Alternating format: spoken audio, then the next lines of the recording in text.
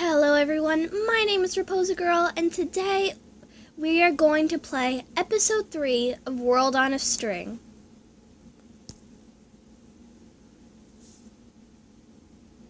And I've already skipped all the ads, like last video.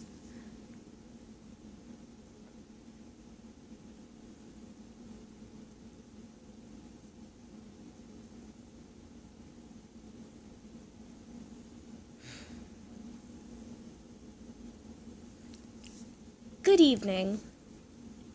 President Naomi Whitebear, leader of North America. If you all don't mind, I'd like to skip the formalities for now and get down to the nitty-gritty.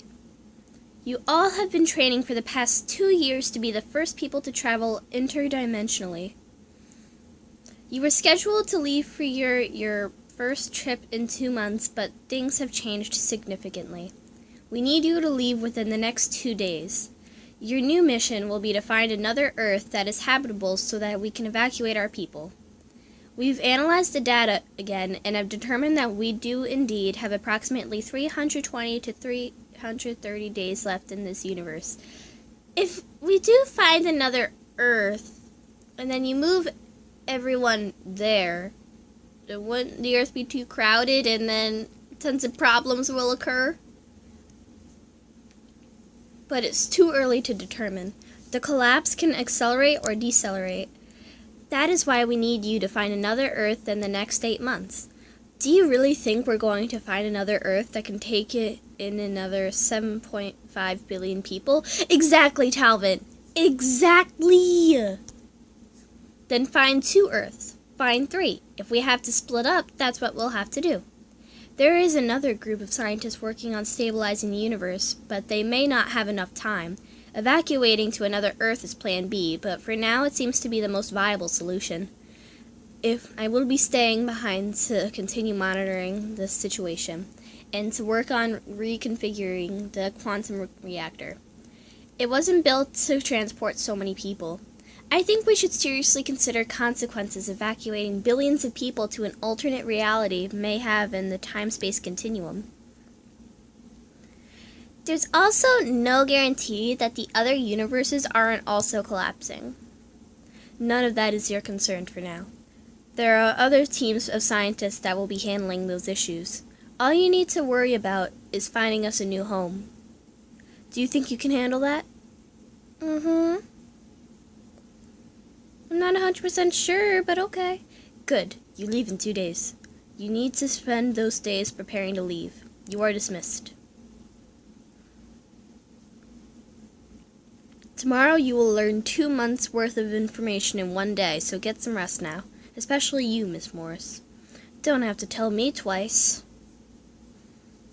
Since Professor Garcia and Miss Morris stayed up all night last night analyzing the data and monitoring the activity, it's probably best if we meet later tomorrow morning.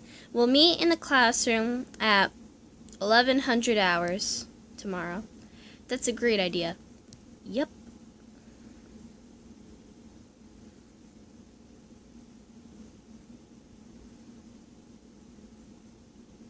Ooh, that was pretty. How did we get separated from the group? I told you to take a right at the tree. There's like 1,000 trees. Do you think they left without us? Looks like it. Thank God you're here. I thought we'd lost you. Again in your boxes, Professor Garcia. Oh. Professor, we thought we lost you. We were so scared we'd be stuck on this earth forever. I didn't come back for you, Miss Morris. What? I guess we'll just be leaving now. Where did you go? Oh, world is turned upside down. Hello? Professor? Lark?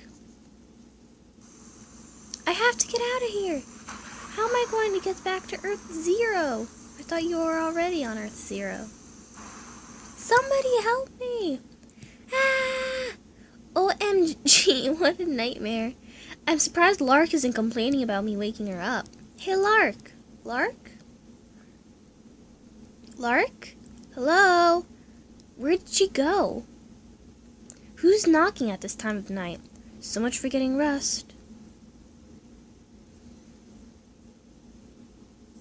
Talvin? Talvin, why on earth are you knocking on my door at this time of night? You can thank your sister for that. She's in my room with Curt. Oh, not again. Oh, God, say no more. I'm sorry to barge in on you like this, but I just want to get some sleep. Is it okay if I sleep in here tonight? Yeah, sure. I don't want you sleeping in there with Curt and Lark. That is really not a good place for you to sleep. Sure, bottom bunk's open. Thanks, Sky. You're the best. Whatever, I'm just tired. Good night. 1 hour later. Zzz. Ah! Unbelievable. Zzz. I'd get more sleep if I slept next to a chainsaw cutting into a buzzsaw. I've got to get out of here. What should I do? Go to the observation deck or find something in the kitchen to help with sleep. Yeah, frying pan.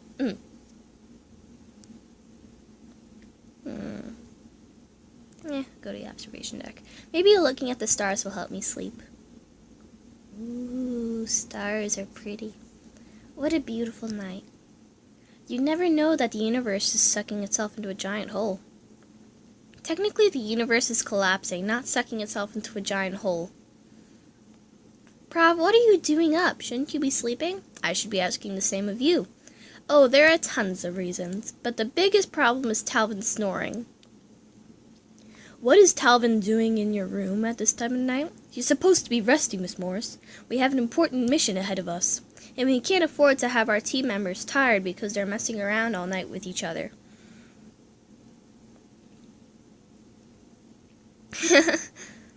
Calm down, Prof. Nobody's messing around. Well, Talvin and I aren't, at least. That's a relief. But maybe I should be just as upset that you're still up.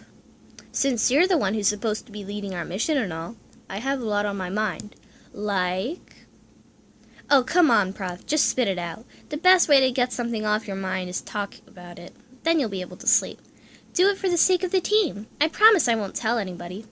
I don't know if I should. For the sake of the team, Prof. It just feels wrong confiding in my student. I'm supposed to be the one with all the answers. You're supposed to be able to come up to me. Ha! What's so funny? Hey, boy genius, you're forgetting you're only 2 years older than I am, even though sometimes you act like you're 100. We don't expect you to have all the answers. If it helps, just look at me right now as a friend.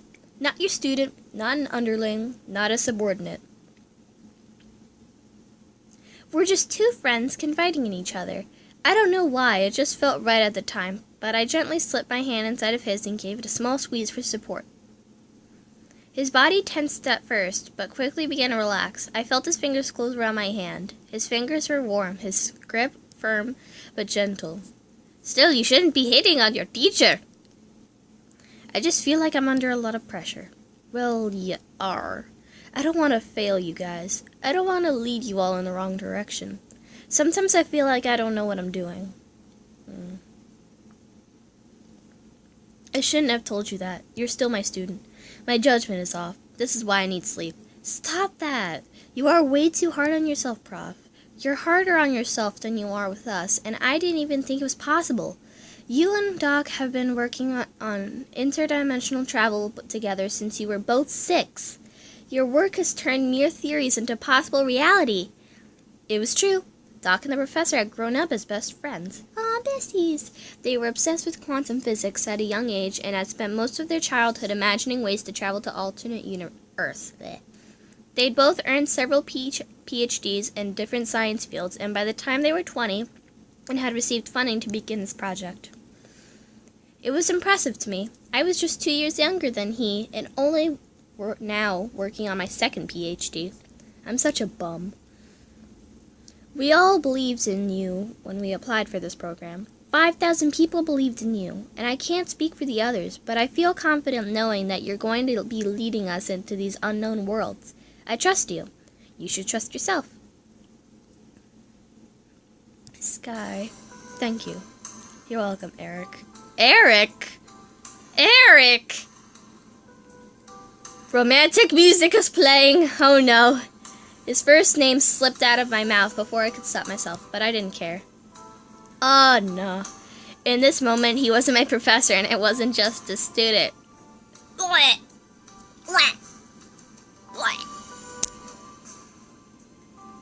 Ack! I felt the heat of his hands as they brushed against my back. My face was pressed into his chest, and I could feel his heartbeat quicken. Oh no! I seemed to melt into his pulse. I gently kissed his chest, felt him take in a deep breath. You kissed his chest? He placed a finger under my chin and gingerly lifted it up so that I could look at him. His eyes met mine for just a moment, and then I felt his lips brush against mine. Ah! No! No, that is weird. That is wrong. Butterflies fluttered in my stomach. Don't kiss your professor! A spark of electricity shot up my body, and I drew him in for another kiss. Someone noticed them. His lips moved down my face and down my neck. I ran my fingers through his hair and pulled him closer to me. We turned so that my back was facing the window. His kisses were electric. I didn't want him to stop. Why? And he didn't. He gently pressed me against the window as our lips met again. The cool of the night air against my back and the warmth of his fingertips on my stomach made me tremble. And then... Curt! Oh no, a guard comes in! Thank you for noticing! I'm... just making my rounds. Weirdos.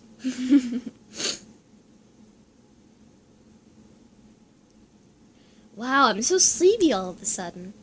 Good night, Professor. I was totally lying. There was no way I was getting any sleep tonight after that. What the hell was I thinking? Yeah, what the hell were you thinking? The next day, where am I? What happened? You're in your room. Look who's finally awake. More like look who finally got some sleep. Ugh. I'm surprised you had time to sleep. What are you talking about? I think you know. We didn't do anything. I hope not, because you all lose all credibility if he made you squad leader now. Don't you think I know that? Wait, how did you find out? Does everybody in the academy know? This is so embarrassing. You're so lucky you have me. Curt got a text last night from the guard that walked in on you two making out on the observation deck. I talked Curt into keeping it to himself for now, and to tell the guard the same. But it's not looking too good for you. Do you have any idea what this looks like? You're the one to talk. What are you doing with Curt? Well, yeah, kind of, I have no idea what you were thinking. Like, oh my god, what were you doing? Yeesh. You're so irresponsible, Sky. You're one to talk. What are you doing with Curt? Wait, spare me the details. Curt isn't the professor of the program who's in charge of assigning squad leaders. Yeah. Wait a minute. Lark, what's the guard doing texting Curt in the middle of the night? And why was he able to convince the guard to keep quiet about Prof. Garcia and I? You're right. I never thought to ask. I know you have feelings for him, but I've never trusted him.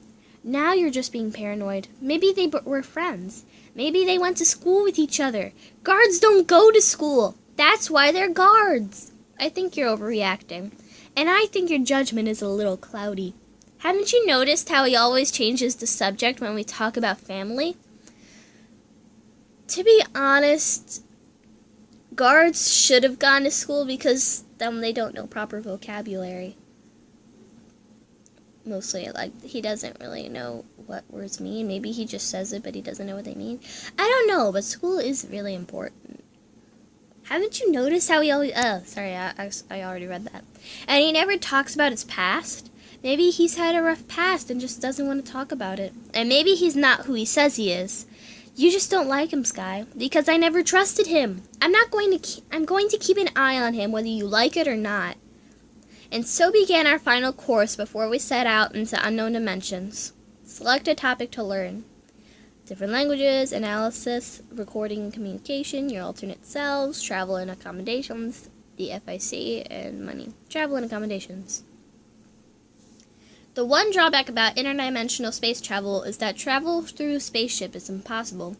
We will use our hoverboards to cover as much ground as possible because they're easy to carry. Hoverboards? I want a hoverboard. Not this one that just came out. I mean, like, an actual hovering board. But we may need to sleep outside at night.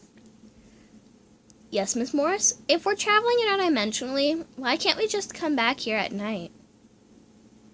Excellent question. We plan on coming back here when we can, but there will be conditions in which we may not always be able to do so. It's best to be prepared for the worst. This is why each of you will be given a travel kit.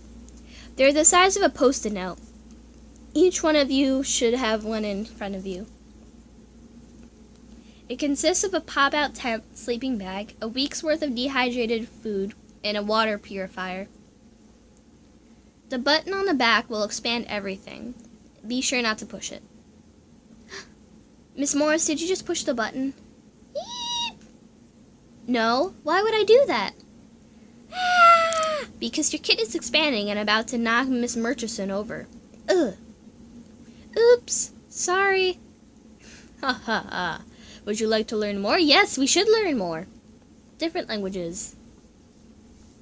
There is no predicting what these other Earths will be like, or what language she'll speak. So each of you will be given an automatic translator that will be worn around your neck. They will translate other languages to you in English and will transmit your words into whatever language is currently being spoken.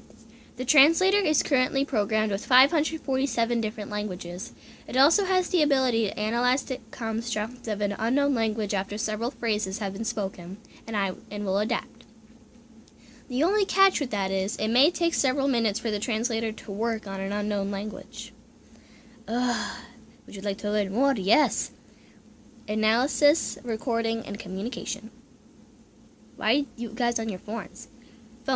Your tricorders have multiple uses, so it's important that you don't lose them. They can be used to analyze air, soil, and water. You will also be able to assess the stability of their universe, to make sure their universe isn't all sucking itself into a non-existence. Yes, Mr. Mills, exactly. You will also be using these to communicate with each other. They also have Wi-Fi capability if any of the other worlds have Wi-Fi. So we can get Tumblrgram on these. Is it supposed to be Tumblr and Instagram combined? Would you like to learn more? Yes. Your alternate selves. It is important to remember that you may meet your alternate selves in these alternate dimensions. There will not be a massive rupture in the space-time continuum if you meet your alternate self. That's just science fiction, but interacting with them may have a serious impact on their world, so it's important to keep interaction with your alternate selves at a minimum.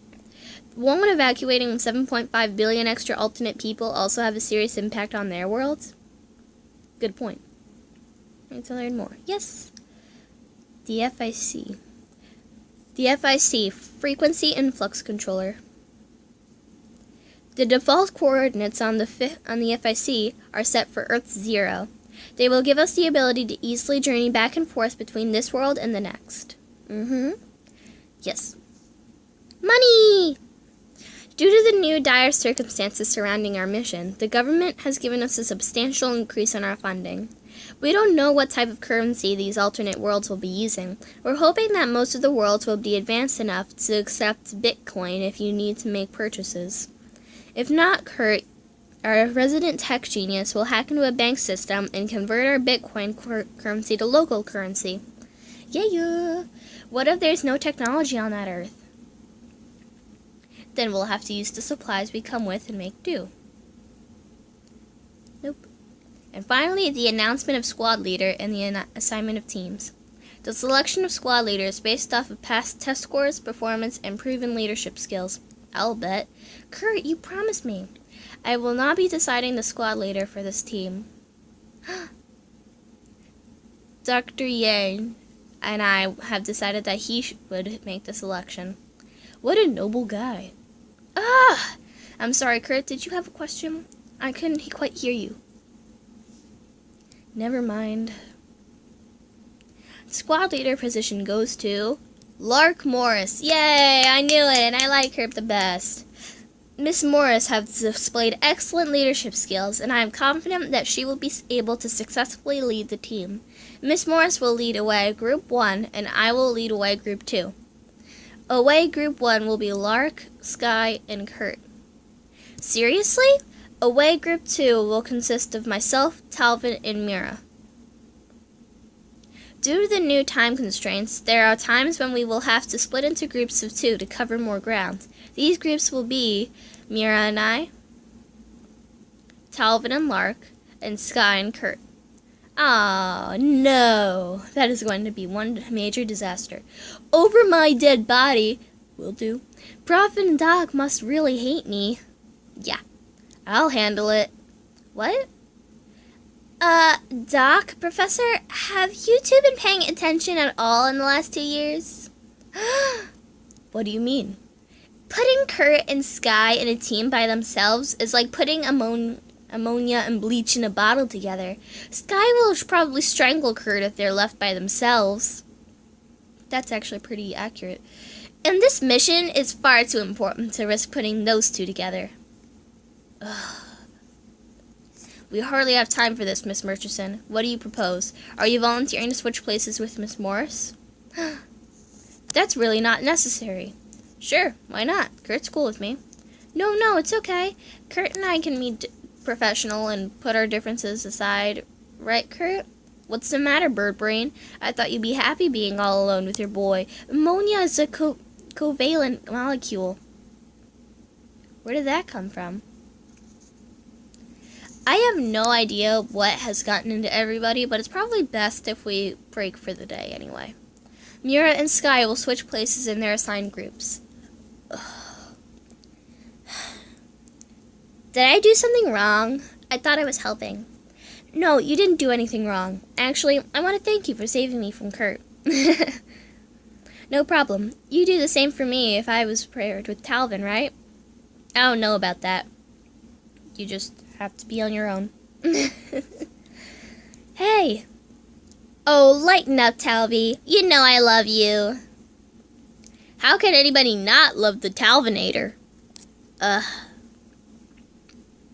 After our crash course, we ate dinner together and turned in early. Tomorrow was a big day. April 17th, 2016. 0500 hours. The big day. All right, is everyone ready? I want to remind you of how dire our situation is. Sorry. You may be successful in finding another Earth. I don't know what's wrong. We can evacuate our people too. President White Bear recorded a message. Professor Garcia has possession of it. If you find an Earth similar to ours, you must immediately attempt to contact their leaders and show them that message. I wish I could go with you. You've got important work here, Doc. Plus, you'll come back with us when we finish saving our worlds. Yay! We'll go in our teams of 2. Miss Sky and I will go in first. Miss Lark and Mr. Mills will be the last to ensure that nobody is left behind. Let's go! Space travel! Yeah! We don't know what's going to meet us on the other side. All we know is that whatever's out there waiting for us, we need it to survive. Thank you once again to Queen Madam for the bed backgrounds, and the bunks, of course. I told you I was going to use more. Follow me on Instagram at r.ross.episode for sneak peeks and behind-the-scenes updates. See you soon!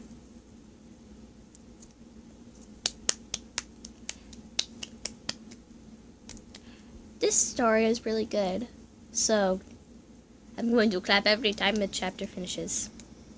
Ooh, yay, a teaser! Episode 4, What Will You Find in This Alternate Earth? I have no idea what we will find in this alternate Earth, but I don't know. Anyway, I want to thank you guys so much for watching, and I'll see you in the next video. Bye!